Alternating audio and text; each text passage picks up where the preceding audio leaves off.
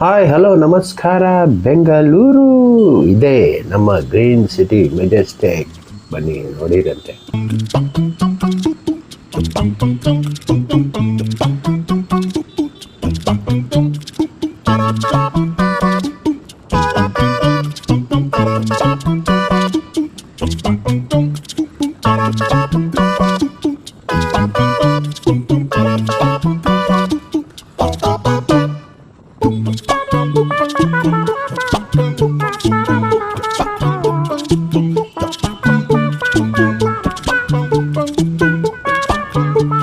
ನೋಡಿ ಸ್ವಾಮಿ, ನಮ್ಮ ಬೆಂಗಳೂರು ಇರೋದು ಹೀಗೇನೆ, ಫುಲ್ಲು ಫ್ರೀ ಆಗಿದೆಯಾ.